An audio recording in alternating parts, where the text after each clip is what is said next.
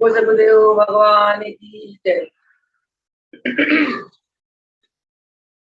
योग योगेश्वर महापुर रामलाल जी, योग मार्तंड मुल्केश्वर भगवान, हम सभी के प्राणाधार सतगुरु स्वामी देवीदास महाराज जी के शिक्षी चरण कमलों में शास्त्र धन्यवाद प्रणाम स्वीकार हो। आइए प्रभु जी की कृपा करुणा आशीर्वाद से सत्संग आरंभ करते हैं।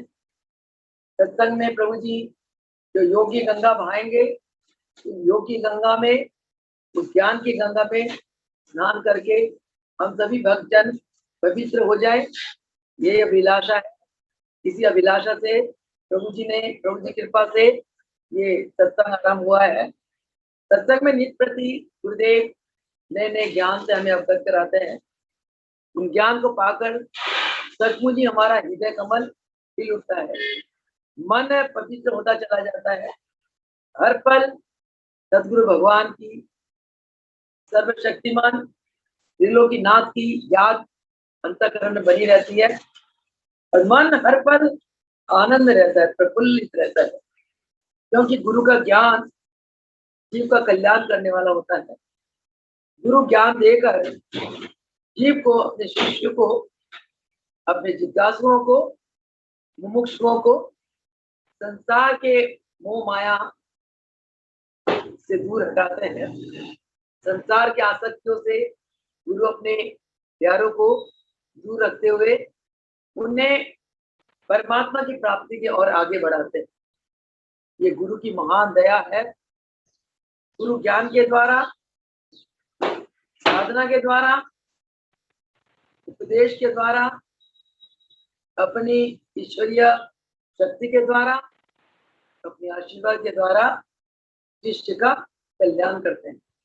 यानी कि शिष्य को इस मायावी दुनिया से गुरु हमेशा दूर रखते हैं, क्योंकि माया बहुत प्रबल है। जब माया जीव के ऊपर अपना प्रभाव डालती है, जीव जन्म मरण के चक्कर में फंसा रहता है। जीव मायावी पदार्थों के प्रति आसक्त होता है, आकर्षित होता है और इच्छा कामना वासनाओं में 84 के गेड़ में पड़ा रहता है। बार बार जन्म लेता है और बार बार मृत्यु को प्राप्त होता है। महाराज जी फरमाते हैं कि तुम इतने महान योगेश्वर भगवान तुम्हें गुरु के रूप में मिले हैं, ऐसे योगेश्वर भगवान के प्राप्त करने पर यदि तुम मुक्ति मार्ग को नहीं अपनाते, यानी कि जीवन मुक्त अवस्था को प्राप्त नहीं करते, फिर तुम्हारा ये जन्म व्यर्थ है। गुरुदेव हमें यही फरमाते हैं कि नित्य प्रति योग अभ्यास करो, क्योंकि योग अभ्यास से हमारे अंदर ईश्वरीय शक्ति जागृत होती है और योग अभ्यास से हम अपनी आत्मा के ऊपर पड़े मल विक्षेप आवरण का पर्दा को हटाने में सक्षम हो जाते हैं। महाराज जी फरमाते हैं प्रत्येक मानव के अंदर आत्मिक शक्ति विद्यमान है, फिर भी ये मानव दुखी रहता है, ये मानव चिंतातुर रहता है, कष्टों से पीड़ित रहता है, अशांत रहता है। महाराज जी फरमाते हैं कि भगवान ने मानव को अपने जैसे बनाया, अपना एक अंश मानव के अंदर डाल दिया, तभी कहते हैं जीव ब्रह्म का अविनाशी अंश है। जो ब्रह्म में शक्तियां हैं, वही शक्तियां जीव में विद्यमान है। फिर भी अभागा जीव दुखी रहता है, चिंता तो रहता है, कष्ट में रहता है। क्यों रहता है? क्योंकि वो सदगुरु की सेवा के लिए, उनकी कृपा आशीर्वाद को प्राप्त करने के लिए, उनके अनुशासन को स्वीकार करने के लिए गुरु के शरण में नहीं जाता। महाराज जी फरमाता है कि जो जीव गुरु के चरण में जाकर उनके चरणों के प्रति आत्म समर्पित हो जाता है, यानी कि जिस जीव को गुरु के चरणों के प्रति अगाध प्रेम हो जाता है, उस पर गुरु कृपा करते हैं, उसे सेवा देते हैं, उसे योग अभ्यास कराते हैं और अपनी कृपा से उसके आत्मा के ऊपर जो मल विक्षेप आवरण का पर्दा पड़ा हुआ है, गुरु उस पर्दे को हटा देते हैं।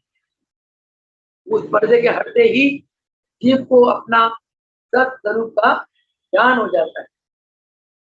यानी कि जिस मल विक्षेप आवरण के पर्दे में जीवात्मा ढकी हुई थी और वो जीवात्मा अपने आप को कमजोर महसूस कर रही थी, निर्बल दुर्बल महसूस कर रही थी, उस जीवात्मा के ऊपर जब बल विक्षेप आवरण का पर्दा गुरु की सेवा से, गुरु की कृपा से और योग अभ्यास से हट जाता है, तब वह जीवात्मा का जो आत्मा है वो अपने प्रकाश में प्रकाशित होती है। उस समय वो जीवात्मा अपने आप को बलशाली महसूस करता है, अपने आप को ईश्वर का अविनाशी अंश महसूस करता है और हर कार्यों में सफल रहता है। मन, जो मन जीव को अपने माया की शक्ति से दास बनाती रही, अब अपने आत्मा के सत्स्वरूप के ज्ञान होने पर उस जीवात्मा को अपना सत्स्वरूप का पता चलता है और वह अपनी निर्बलता, दुर्बलता, अशांति, कष्ट, तनाव, विचार सब त्याग देता है और वो बलशाली हो जाता है। उसको ज्ञान हो जाता है, उसको अनुभूति हो जाती है कि मैं तो ब्रह्म का अविनाशी अंश हूँ, मैं शुद्ध बुद्ध आत्मा हूँ, मैं अजर हूँ, मैं अमर हूँ, मैं शाश्वत हूँ। इस प्रकार की अनुभूति उस जीवात्मा को, शिष्य रूपी जीवात्मा को गुरुदेव कराते हैं। इसीलिए गुरु के चरण चरण में आना, उनकी आज्ञा में रहना, उनके अनुशासन को स्वीकार करना और उनकी चरणों की सेवा करना शिष्य के लिए बहुत ही कल्याणकारी है। ऐसे बिंदु रूपी शिष्य को गुरु सागर बना देते हैं। निर्बल को बलवान, निर्धन को धनवान और अज्ञानी को ज्ञानवान गुरु अपनी कृपा करुणा आशीर्वाद से बना देते हैं। इसलिए गुरु की दया महान होती है।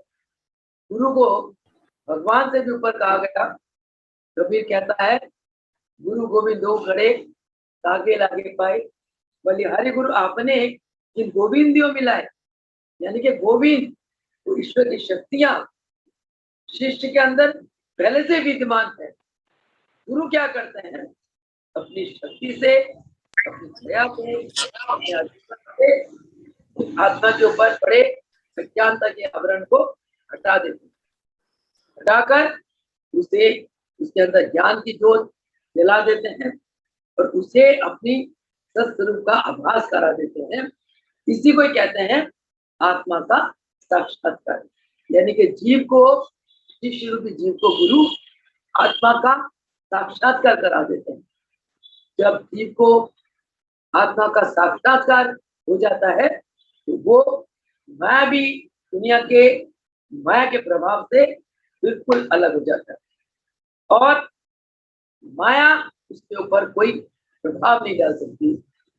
वो शिष्य संसार समुद्र में ऐसे रहता है जैसे पानी में कमल का पत्ता, जड़े उसकी पानी में ही है परंतु पत्ता पानी में निर्लेप रहता है, क्योंकि उसे ज्ञान हो जाता है कि मैं तो इस संसार समुद्र से बिल्कुल मैं अलग थलग हूँ। यानी कि संसार की नाशवान पदार्थों के प्रति उसका मन आसक्त नहीं रहता, ना वो उसका मन इंद्रियों के द्वारा संसार के भोगों को भोगता है। संसार में रहते हुए संसार के कर्मों को कर्तव्य मानते हुए अनासक्त भावना से वो निष्काम कर्म करता चला जाता है। और ऐसा जीव एक दिन अपनी आत्मा का साक्षात्कार करने में सक्षम हो जाता है। महाराज जी ने एक एग्जाम्पल दिया, वही अर्जुन है जब भगवान कृष्ण को कहा कि दोनों पक्षों के बीच में मेरी रथ, ये मधुसूदन तुम लेके चलो, मैं देखना चाहता हूँ किनके साथ मैंने युद्ध करना। जब कृष्ण भगवान उनके रथ को ले गए दोनों सेनाओं के बीच में, एक तरफ पांडवों की सेना, एक तरफ कौरवों की सेना। कौरवों की सेना के बीच में जब अर्जुन ने देखा गुरु द्रोणाचार्य विद्यमान है, भीष्म पितामह जिन्होंने उनको धनुष विद्या का ज्ञान दिया और जिन्होंने बचपन से ही इनको लाड प्यार से पाला बड़ा किया, वही भीष्म पितामह आज दूसरे पक्ष में खड़े हैं। और सभी भाई बंधव संबंधी सभी जन शत्रु पक्ष में दूसरे पक्ष में खड़े हैं। उन्हें देखकर अर्जुन मोहयुक्त हो गया, गांडी गिराकर कृष्ण जी के चरण में पड़ गया, हे मधुसूदन मैं ये युद्ध नहीं कर सकता, परंतु भगवान ने तो अवतार ही लिया था पापियों के संहार के लिए, अधर्म का नाश करके धर्म की स्थापना के लिए। उन्होंने इस महान कार्य में अपने भक्त को तो निमित्त बनाना ही था। भगवान ने सोचा अब अर्जुन को ज्ञान दिया जाए। ज्ञान देते देते भागवत के 18 अध्याय भगवान लिख बैठे, परंतु अर्जुन का फिर भी मोह जितना खत्म होना था वो नहीं हो पाया। तब भगवान ने अर्जुन को अपना विराट स्वरूप के दर्शन कराए। विराट स्वरूप के दर्शन करते ही जब अर्जुन ने देखा चारों तरफ कृष्ण ही कृष्ण है, 33 कोटि देवी देवता इनके अंदर समाये हुए, ब्रह्मा विष्णु महेश इनके अंदर समाये हुए, तो दिलों की नाथ है। तो कृष्ण ने कहा अर्जुन तुम मेरे सखा हो, तुम मेरे भगत हो, तुम मुझे प्रिय हो, मैंने तो सबको मार रखा है, इतने पापी लोग हैं सब मरे हुए, मैंने तो इस काम में तुम्हें एक निमित्त बनाना, पर तुम्हें तुम्हारे ऊपर माया ने इतना प्रबल प्रभाव डाला हुआ है कि तुम अपने आप को निर्बल और दुर्बल समझने लगे। जब भगवान ने अर्जुन को दिव्य दर्शन विराट स्वरूप के दर्शन कराए, तब अर्जुन की मोह रूपी अंधकार का विनाश हुआ, उसके अंदर ज्ञान का प्रकाश आया और वो अपने आप को सबल आत्म शक्ति का मालिक अनुभूत करने लगा। और वो वही अर्जुन युद्ध के लिए तैयार हो गया और यानी कि उसकी खोई हुई आत्म शक्ति भगवान के विराट दिव्य दर्शन से वापिस आ गई। वही हम सभी के अंदर, हम सभी के साथ है। हम सभी के अंदर वो महान ईश्वरीय आत्म शक्ति है, परंतु माया के कारण, संसारिक पदार्थों के प्रति आसक्तियों के कारण हम अपने अंदर की वो आत्म शक्ति को हमने सुला रखा है। जैसे वो आत्म शक्ति हमारे अंदर से खोई गई। जब गुरुदेव के चरण में हम जाते हैं, उनके चरणों की सेवा करते हैं, उनसे ध्यान लेते हैं, उनके वचनों का पालन करते हैं, उनके अनुशासन को स्वीकार करते हैं, तब हम शिष्यों की वो सोई हुई आत्म शक्ति दोबारा वापिस लौट आती है और हम माया रूपी अंधकार से अपने आप को बहुत दूर ले जाते हैं और अपना कल्याण होता है। महाराज जी फरमाते हैं कि गुरु की कृपा से जब शिष्य के अंदर ज्ञान का उदय होता है, तभी वो शिष्य सन्मार्ग में चलता है, नहीं तो शिष्य मायावी दुनिया में भटकता रहता है, मुझे खाता रहता है, बार बार जन्म लेता, बार बार मृत्यु को प्राप्त करता। इसीलिए शिष्य रूपी जीव का परम धर्म है कि गुरु के चरणों में आकर गुरु के प्रति आत्म समर्पित, क्योंकि शिष्य का कल्याण करने वाला गुरु के सिवा तो संसार में कोई नहीं। शिष्य के अंदर गुरु के प्रति अथाह प्रेम, श्रद्धा, विश्वास, भक्ति होना चाहिए। गुरु के प्रति समर्पण भाव रखना चाहिए और गुरु के चरणों की सेवा में अपने आप को पूर्ण रूप से समर्पण करना चाहिए, तभी शिष्य का कल्याण होता है। एक एग्जाम्पल महाराज जी देते हैं, जैसे लोहा है, लोहा को हम पानी में डालते हैं तो पानी में डूब जाता है, परंतु एक सही कारीगर अगर उस लोहे को गढ़ने लग जाए, उसका जहाज बना देता है, पानी जहाज। जहाज खुद भी पानी में तैरता है और अपने अंदर अनेक आत्माओं को इस समुद्र से पार कर देता है। इसी प्रकार उड़ान वाले जहाज, जब कारीगर उस लोहे के टुकड़े से उड़ान वाले जहाज बनाते हैं, तब वो जहाज आकाश में उड़ता है और अपने अंदर अनेक आत्माओं को लेकर प्रकाश मार्ग को तय करता है। ये एक संसारिक व्यक्ति करता है, गुरु क्या कुछ नहीं कर सकते। इसी प्रकार जब शिष्य गुरु के चरणों में अपने आप को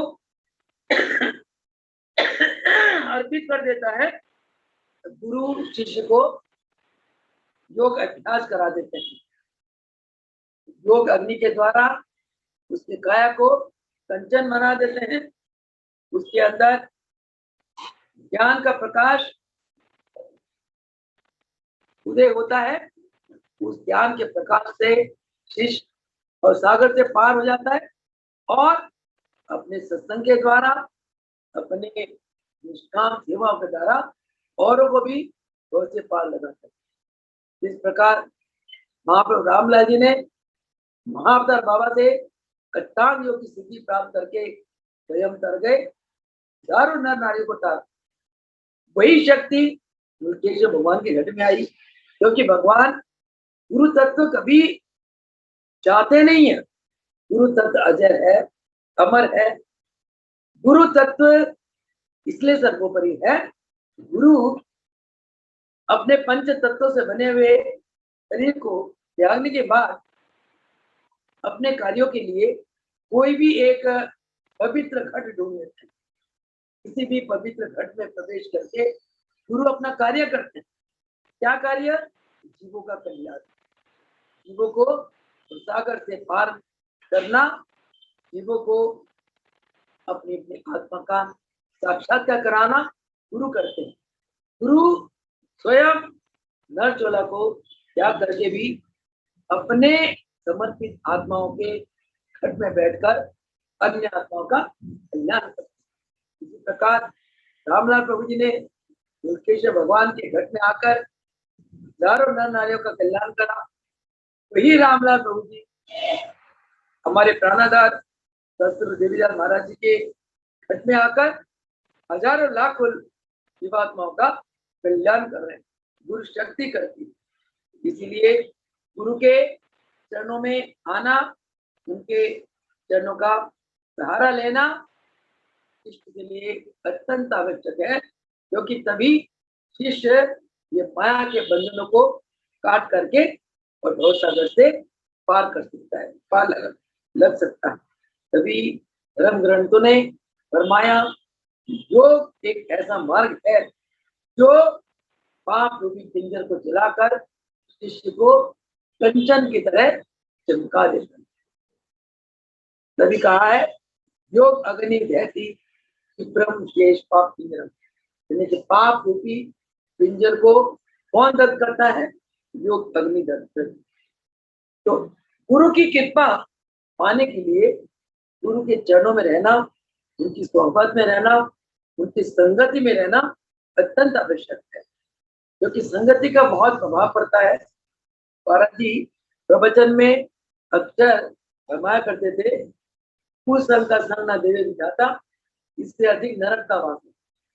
कुसंग का संग करोगे तो आपका सब कुछ पुण्य सब नष्ट हो जाएगा, क्योंकि कुसंगी तो भगवान से विमुख रहता है, पर आपको विमुख कर देगा कि आप भगवान से विमुख हो गए, आप भवसागर कैसे पार कर सकते हैं, आप भगवान के दर्शन कैसे कर सकते हैं, आपको मुक्त जीवन कैसे प्राप्त हो सकती है। तो इसीलिए महाराज जी फरमाते हैं, संग लग तरिए कुसंग लग करिए। अगर आपने सागर पार करना है तो संग, अच्छा संग करो, सत्संग का सहारा लो, धर्म ग्रंथों का सहारा लो, भगवान के प्रेमियों का संग करो, सदगुरु के चरणों में रहो, उनकी संगति करो, क्योंकि सदगुरु के संगति में रहने से शिष्य की क्षीण शक्ति वो प्रबल हो जाती है और गुरु के अंदर जो आत्मा का प्रकाश है, शिष्य के अंदर जो आत्मा का प्रकाश है, वो प्रकाश प्रकट हो जाता है और जब आत्मा का प्रकाश प्रकट होता है तब वो शिष्य आत्मा का साक्षात्कार कर लेता है। संसार में देखा गया इतने व्यक्ति परमात्मा को प्राप्त करने के लिए निकल पड़ते हैं, परंतु जब तक उनके पास गुरु का हाथ ना हो, गुरु का आशीर्वाद ना हो, तो बीच में भटक जाते हैं। कोई स्वार्थ सिद्धि में रुक जाता है, कोई मान बढ़ाई में रुक जाता है, कोई किसी को कोई झूठा दिलासा दे दिया, झूठी प्रशंसा कर दी, वो उसी में लट्टू हो जाता है और बहुधा वो अपने पद से भ्रष्ट हो जाता है। कहाँ तो परमात्मा को प्राप्त करने के लिए, भगवत प्राप्ति के लिए लोग घर से निकलते हैं तो रास्ते में रुक जाते हैं, क्योंकि माया बड़ी प्रबल, अनेक दाव पेच लगाकर जीव को भटकाती रहती है। इसलिए सदगुरु के शरण में आने से, जब सदगुरु ज्ञान चक्षु प्रदान करते हैं तो सदगुरु के द्वारा ज्ञान चक्षु प्राप्त कर जिज्ञासु भगत का हर प्रकार से कल्याण होता है। अभी कहा है कि जो बुद्धिमान व्यक्ति है वो संसार की नाशवान चीजों को छोड़कर केवल और केवल गुरु चरणों से वो अंतरात्मा से जुड़ जाता है। केवल और केवल गुरु चरणों में, गुरु के कार्यों में, गुरु की सेवा में, गुरु की भक्ति में अपने आप को ढाल देता है। आप और हम जानते हैं कि जब भगवान ने, कृष्ण भगवान ने अर्जुन को बुलाया और युधिष्ठिर को बुलाया, युद्ध से पहले बोलो तुम अक्षौहिणी सेना लोगे या मुझे लोगे। पहले युधिष्ठिर को पूछा, दुर्योधन को पूछा। एक तरफ मैं अकेला और मैं निअस्त्र रहूंगा, एक तरफ हस्तों से सुसज्जित 11 अक्षौहिणी सेना। मूड दुर्योधन ने किसको मांगा? भगवान को नहीं मांगा, उसने अक्षौहिणी सेना को मांगा, जिसके कारण वो परास्त हो गया। अर्जुन ने कहा, हे मधुसूदन, मुझे तो आप चाहिए और मुझे ये अस्त्र शस्त्र कुछ नहीं चाहिए, मुझे आप चाहिए, आप मेरे साथ हो जाओ, बस मेरा बेड़ा पार। ये बुद्धिमानी करी अर्जुन, यही कारण है आज हम दुर्योधन को कभी बुद्धिमान नहीं कहते, क्योंकि जब हम भगवत के शरण छोड़कर संसारिक पदार्थों के प्रति आकर्षित होंगे तो हमारा तो विनाश होना ही होना है। क्योंकि ये संसारिक जो माया है ये जीव को खूब भटकाती है, जीव को तिगड़ी के नाच नचाती है।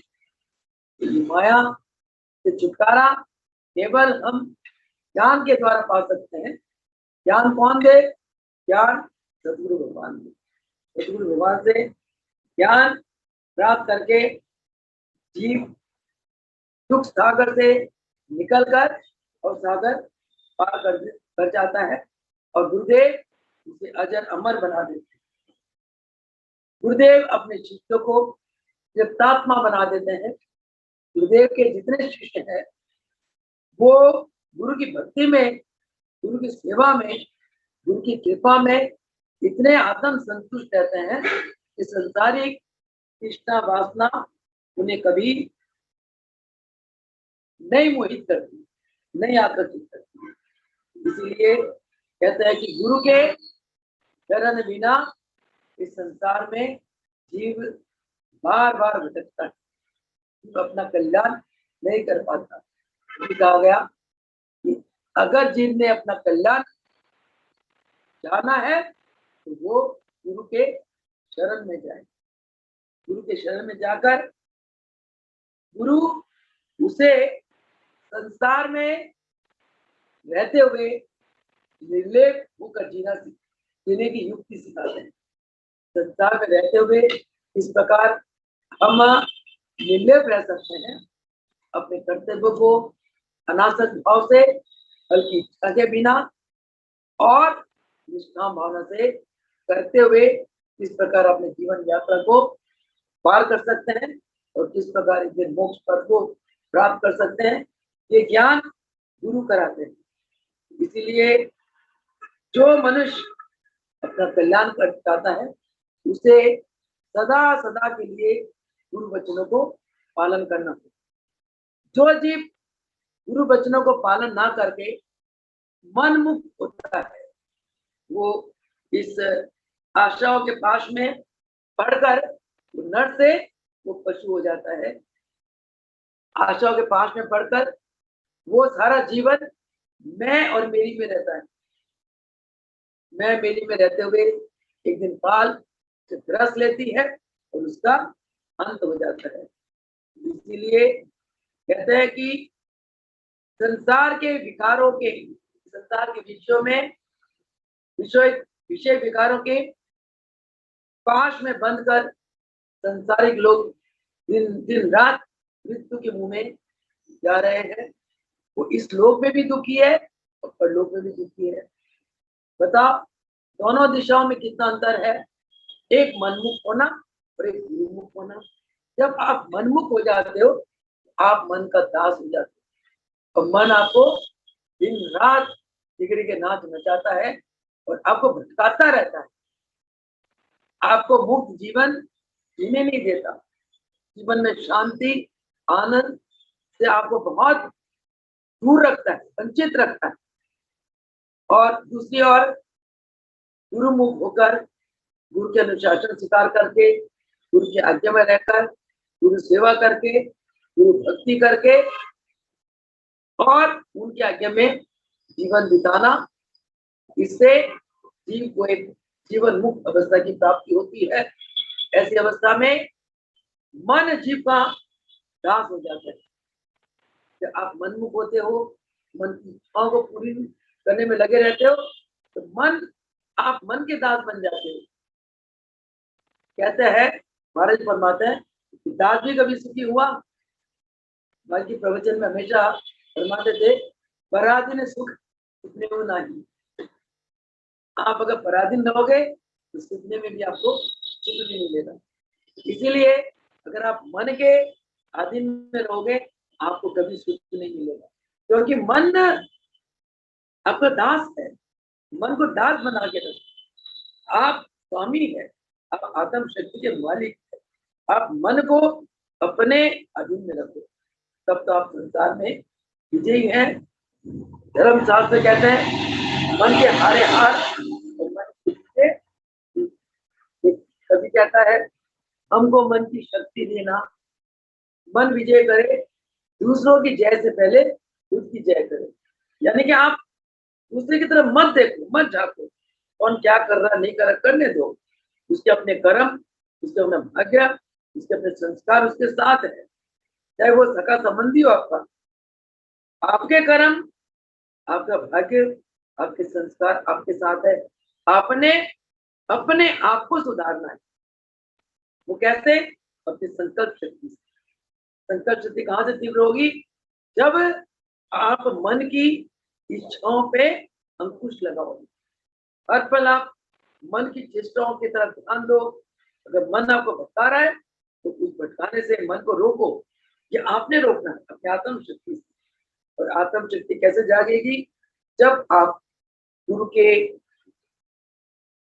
अनुशासन में रहोगे, गुरु के शरण में रहोगे, गुरु के वचनों का पालन करोगे और गुरु की सेवा में रहोगे, गुरु के प्यारों के संगति में रहोगे, गुरु के सत्संग में रहोगे, तब आपके अंदर एक ऐसी आत्म शक्ति, एक आत्म बल पैदा होता है कि आप मन को अपने अधीन काबू कर सकते हैं। कहते हैं कि जैसे चावल के ऊपर जब तक छिलका रहता है वो चावल बार बार उगता है, उसी प्रकार जीव के अंदर जब तक वासनाएं, आशा, तृष्णाएं बनी रहेंगी, जीव बार बार जन्म मरण के चक्कर में फंसा रहता है।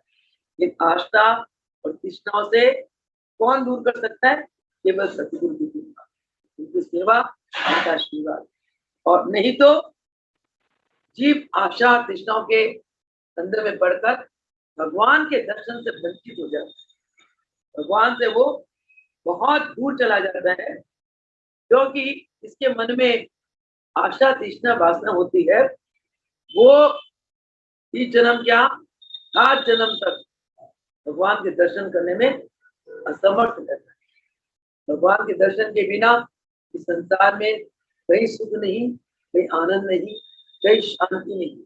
इसीलिए हमारे परमात्मा है जो मुमुक्षु साधक है, यानी कि जो लोग जीवन मुक्त अवस्था चाहते हैं या मोक्ष अवस्था को प्राप्त करना चाहते हैं। मोक्ष का मतलब मोह को क्षय करना। मोह को क्षय करने के बाद जो एक जीवन मुक्त अवस्था है उसको मोक्ष कहते हैं। जो मोक्ष पद जाना माना चाहते हैं उन्हें मुमुक्षु कहते हैं। तो कहते हैं मुमुक्षु साधकों को, शिष्यों को चाहिए गुरु चरणों में पूर्ण आत्म समर्पित होकर समर्पण भावना से गुरु चरणों का ध्यान करे, नियमित अभ्यास करे, सेवा करे और गुरु के वचनों पर चलकर नियमित रूप से अभ्यास करते हुए अपने मोक्ष के पथ के तरफ दिन प्रतिदिन आगे बढ़े। तो महाराज जी ने बार बार हमें यही फरमाया कि नित प्रति अभ्यास व गुरु चरणों की सेवा करो। नित प्रति का अभ्यास और गुरु चरणों की सेवा आप कभी ना भूलो। जब आप नित प्रति का अभ्यास करोगे, गुरु चरणों की सेवा करोगे, तो आप जन्म जन्मांतरों के कर्म बंधनों से मुक्त हो जाओगे और जीवन मुक्त अवस्था पाने के लिए यही रास्ता है, यही विधि है। इन शब्दों के साथ आज का सत्संग समाप्त करते हैं। तो प्रभु जी के चरणों का लाख लाख शुक्राना है कि प्रभु जी ने एक सुंदर मुक्त जीवन हम कैसे जी सकते हैं, तो जीवन मुक्त अवस्था को कैसे प्राप्त कर सकते हैं, जन्म जन्मांतरों के कर्म बंधनों से मुक्त होकर मोक्ष पद को कैसे पा सकते हैं, उसके लिए जो प्रभु जी ने, गुरुदेव ने कृपा करके इतनी सुंदर ज्ञान दिया, इतनी सुंदर युक्ति बताई, इसके लिए हम गुरुदेव के चरणों का बार बार शुक्राना करते हैं, उन चरणों में बार बार प्रणाम करते हैं और उन चरणों से यही आशीर्वाद का भीख मांगते हैं, हे प्रभु हमारे मन, हमारे बुद्धि, हमारे अंतरात्मा को ऐसे ही बनाना जिस प्रकार आपकी प्रसन्नता हम पर बनी रहे और आपके प्रसन्नता के अनुसार हम भगवत मार्ग पर दिन पे दिन आगे बढ़ते हुए अपनी अपनी आत्मा का साक्षात्कार करने में सक्षम हो। इसी प्रार्थना के साथ आज इस सत्संग में अपनी वाणी को विराम दूंगी। वो सदगुरुदेव भगवान। अब भक्तों से प्रभु जी कुछ प्रश्न पूछना चाहते हैं। आप में से जो भी उन प्रश्नों का उत्तर देना चाहते हो, पहले अपना नाम बोले, स्थान का नाम बोले, बाकी सभी अपने अपने माइक म्यूट रखें। केवल बोलने वाला माइक अनम्यूट करे और उसका जवाब दे। एट ए टाइम एक जना बोले, उनके बोलने के बाद अगला प्रश्न दूसरा बोले। तो सबसे पहला प्रश्न ये है कि प्रत्येक मानव में आत्मिक शक्ति विद्यमान है, फिर भी वो मानव क्यों अंधकार में भटका हुआ है, अपने आप को इतना दुर्बल, इतना निर्बल क्यों महसूस करता है, कारण क्या है, इसका जवाब दें।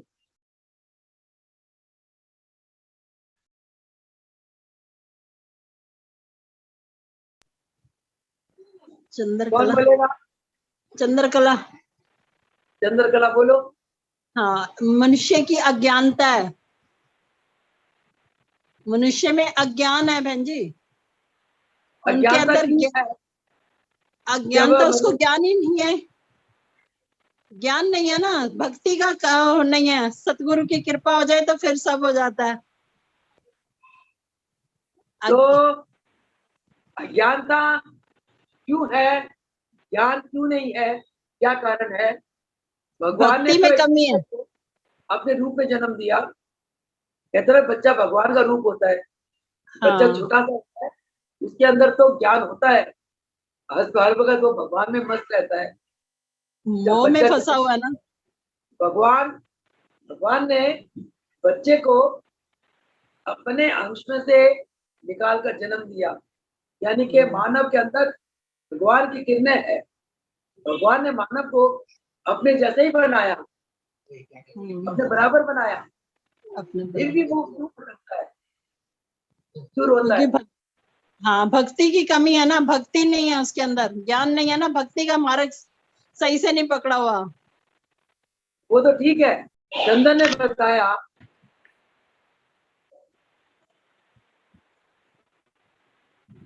मेरा प्रश्न ये था कि प्रत्येक मानव के अंदर ईश्वरीय शक्ति विद्यमान होने पर भी वो क्यों भटकता है, क्यों रोता है, क्यों बिलखता है? चंदन ने ये कहा कि उसके अंदर भक्ति की कमी है, उसके अंदर ज्ञान की कमी है। तो अब एक बच्चा जो जन्म लेके थोड़ा सा बड़ा हुआ, उसको क्या पता ज्ञान क्या होता है, भक्ति क्या होती है? वो तो बचपन से ही कभी रोता है, कभी हंसता है, कभी बिलखता है, कभी दुखी होता है, ये सब चलता रहता है। इसका सही जवाब ये है कि प्रत्येक मानव के आत्मा के ऊपर जन्मों के कर्म संस्कारों के कारण मल, विक्षेप, आवरण का पर्दा पड़ा रहता है। मल क्या है? अपने आप को कर्ता मानना, बहुत बड़ा मल है। मैं, अहम, अहंकार, ये मल है। विक्षेप क्या है? कि मन का भटकाव, चित्त की वृत्तियों का उखड़ना, विक्षेप, अनस्टेबल, चंचलता, ये विक्षेप। कभी कहीं भटक रहा है, कभी कहीं मन कभी कहीं फंस रहा है, कहीं कहीं फंस रहा है। और आवरण, आवरण का मतलब अपने आप को ब्रह्म का अविनाशी अंश ना समझकर अपने आप को ब्रह्म से दूर समझना। इस प्रकार एक मेले में एक बच्चा जाता है, अपने पिता की उंगली पकड़े रखता है। पिता जब तक उसकी उंगली पकड़े रखता है, मेले में घूमता है, मेले को खूब देखता है, एंजॉय करता है, बेफिक्र आनंद में रहता है। अचानक बच्चे की उंगली पिता की उंगली से छूट जाती है। बच्चा बिलखता है, अरे मेरे पापा कहाँ गए? तो उसको फिर मेला मूला कुछ नहीं अच्छा लगता, रोता भी लगता है। उसी प्रकार हम आत्मा के ऊपर आवरण के पर्दे के कारण अपने आप को ब्रह्म से अलग समझते हैं कि भगवान कहीं और आकाश में बैठा है और मैं तो धरती में बैठी हूँ। उससे हम रोते हैं, बिलखते हैं, परेशान होते हैं। इसको कहते हैं आवरण। तो हर एक जीवात्मा के ऊपर अपने अपने संस्कारों के अनुसार मल, विक्षेप, आवरण का पर्दा पड़ा हुआ है।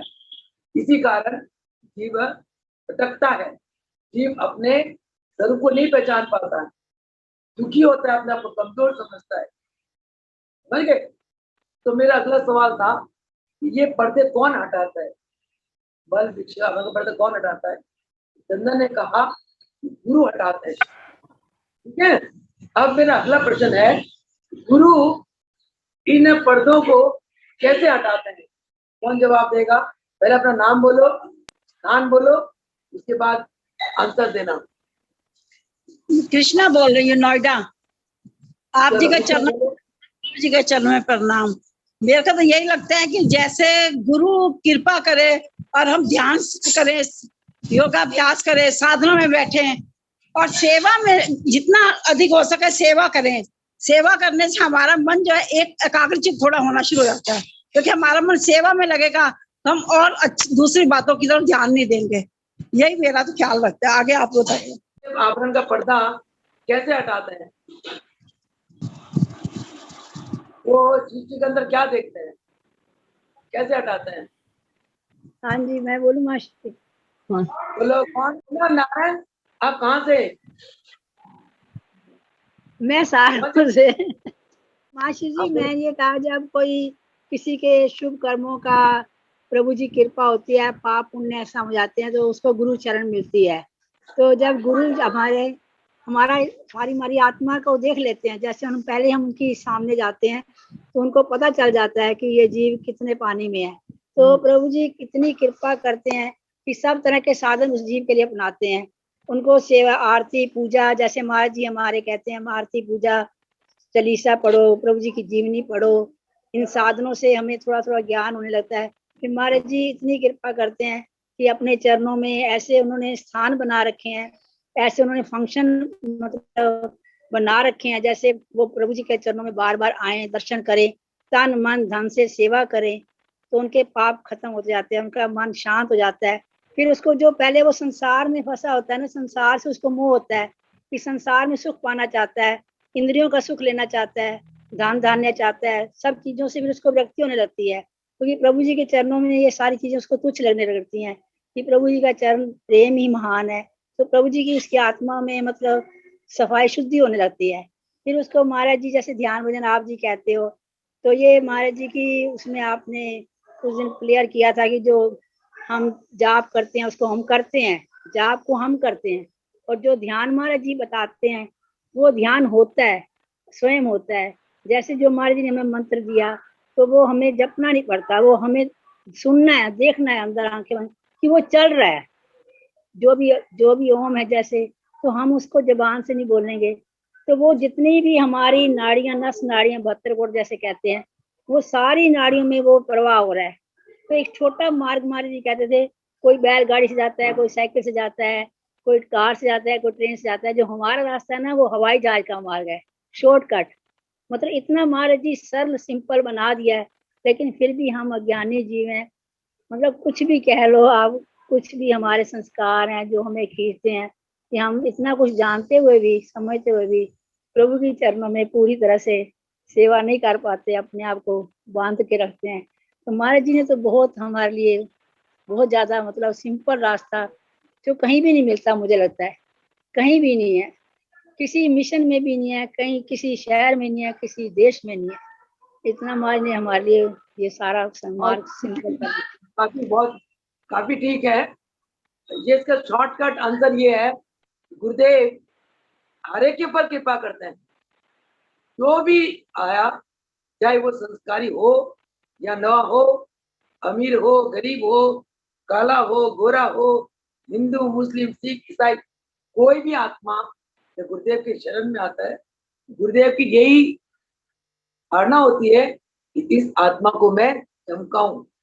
इस आत्मा, महाराज ने मुझे फरमाया एक दिन, कहते एक दिन में अगर मैं एक जीवात्मा का मन धो देता हूं, वो मेरे लिए उस दिन की सबसे बड़ी कमाई है। महाराज जी का ध्येय ये था कि भाई अभी भी है, अपने शरण में आने वालों को कंचन की तरह उनकी मन काया को चमकाना। उसके लिए महाराज जी फरमाते हैं, महाराज जी क्या देते हैं? सेवा देते हैं। सेवा देकर उसकी अहंकार को तोड़ते हैं, फिर उसके अभ्यास कराते हैं। सेवा देकर अहंकार को तोड़ दिया, इसका मतलब उसके ऊपर, जो आत्मा के ऊपर मल पड़ा था, वो मल को हटा दिया। गुरु ये एहसास कराते हैं कि बेटा तू नहीं है कुछ भी, तेरे जो अंदर जो पावर है वो मेरी पावर है, मैं ही करा रहा हूं तेरे द्वारा। ये शिष्य को सेवा देकर गुरु एहसास कराते हैं, पहली बात है। फिर वह विक्षेप, विक्षेप मतलब मन की चंचलता, उसको कैसे गुरु शांत करते हैं? उसको गुरु शांत करते हैं, उसको कहते हैं बेटा अभ्यास कर, नाटक कर, बेचिनी मुद्रा लगा, षणमुखी मुद्रा लगा, ध्यान में बैठ। ध्यान में मन नहीं लगता है तो महामंत्र का जाप कर ले। 11 माला का ओम नमो प्रभु रामलाल जी पर ब्रह्म नमः 11 माला का जाप कर। इस प्रकार करने से इसका मन काफी हद तक शांत हो जाता है। फिर जब उसका अंदर का अहम चला गया, मन शांत हो गया, तो उसकी मन में अपने आप ही एकाग्रता आ जाती है। उसका अंतःकरण गुरु ने सेवा देकर शुद्ध कर दिया, अभ्यास के द्वारा मन को एकाग्रित कर दिया। महाराज जी फरमाते हैं जो मन शुद्ध है और एकाग्रित है, वो मन भगवान के दर्शन आसानी से कर लेता है, तब उसको आत्म दर्शन होते हैं। तो क्या, एक तो मन निर्मल हो गया सेवा से, और अभ्यास से मन एकाग्रित हो गया, शांत हो गया। फिर उसको आत्मा के दर्शन होते ही उसको इस बात की अनुभूति होती है कि मेरे अंदर जो है भगवान की सत्ता ही है, वो सत्ता ही सब कुछ करा रही है, यानी कि मैं भगवान का अविनाशी अंश हूँ। ये तीनों बात का एहसास गुरु सेवा से, अभ्यास के द्वारा और अपना दिव्य दर्शन करा के शिष्य को इन बातों का ज्ञान करा देते हैं, और उसका मल विक्षेप आवरण का पर्दा हट जाता है। इस समय मल विक्षेप आवरण का पर्दा हट गया, उसकी आत्मा अपने प्रकाश में प्रकाशित हुई, और वो आत्मा का प्रकाश उस शिष्य के मन बुद्धि हम में पड़ता है। तब उसको ज्ञान हो जाता है कि मेरे अंदर क्या है, गुरु भगवान का प्रकाश है, वो प्रकाश ही मेरे को चला रहा है, यानी कि मैं भगवान का अविनाशी अंश। जैसे अर्जुन को जब भगवान ने दिव्य दर्शन दिए तो उसका मोह अज्ञानता का अंधकार चला गया, और वो धनंजय से वीर अर्जुन बन गया। फिर उसके अंदर हिम्मत आ गई, हाँ मैं लड़ सकता हूँ, मैं क्षत्रिय वीर हूँ, मैं युद्ध कर सकता हूँ। उसकी आत्मा में पावर आ गई, वो विजय हो गया। उसी प्रकार महाराज जी फरमाते हैं, अगर हमने अपने जीवन में विजय होना है तो हमें अपने आत्मबल को जगाना होगा। चलो लास्ट एक क्वेश्चन है कि सतगुरु के शरण में आना क्यों महत्वपूर्ण है? सतगुरु शरण में आना क्यों इम्पोर्टेंट है, क्यों महत्वपूर्ण है? ये लास्ट क्वेश्चन है, कौन बोलेगा? डॉली अरोड़ा दिल्ली से। हाँ बोलो। सबसे पहले महाराज जी के चरणों में मेरा कोटि कोटि प्रणाम, और आप जी के चरणों में मेरा कोटि कोटि प्रणाम। सतगुरु जी की शरण में आना इसलिए जरूरी है कि आदमी के अंदर बहुत अहंकार होता है, और जब तक उसका अहंकार नहीं जाएगा और मैं मेरी नहीं जाएगी, तब तक वो जो है महाराज जी के चरण शरण में आए बिना। क्या क्वेश्चन था, भूल गई, क्या क्वेश्चन था मासी जी? देखिए भाई, सतगुरु की चरणों का शरण क्यों महत्वपूर्ण है? इसीलिए चरण शरण महत्वपूर्ण है क्योंकि शरण में आने के बिना ही हम अपने अहंकार से दूर हो सकते हैं और मैं मेरी से दूर हो सकते हैं। जो हर वक्त हम मैं करते हैं, हम ये नहीं समझ पाते हम कुछ नहीं है। जो करता है वो हमारा परमात्मा, हमारा सतगुरु भगवान ही करते हैं। तो इसलिए उनके चरण शरण में आना जरूरी है। चलो, चरण शरण में आने का एक महत्वपूर्ण बात और भी है, वो कौन बताएगा? एक तो अहंकार का नाश होता है, इसके अलावा एक बहुत इंपॉर्टेंट बात है, वो बताओ। बताओ बताओ बताओ। अपनी आत्मा का ज्ञान होता है। कौन है? तुम्हारा नाम बताओ। पूनम, हाँ बोलो।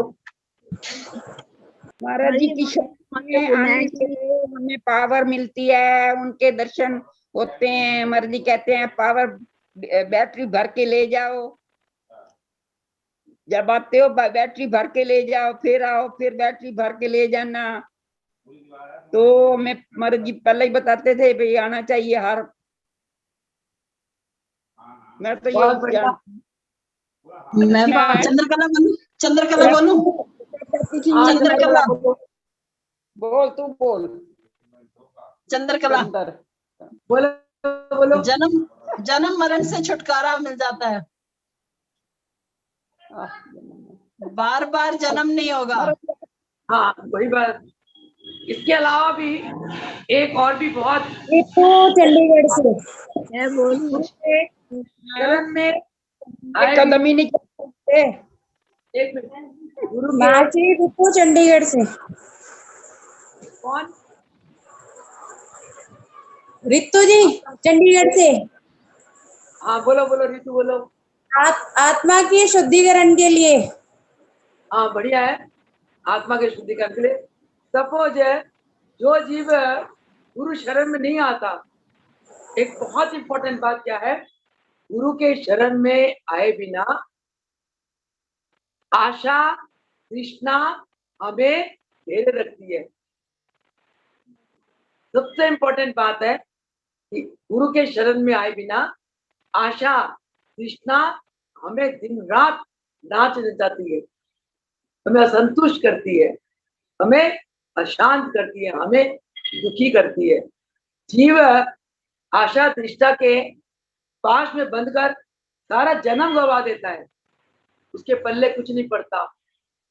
अगला जन्म फिर लेता है, फिर आशा तृष्णा के चक्कर में फंस के गुरु के शरण के बिना वो भटकता रहता है, अगला जन्म भी गवा बैठता है।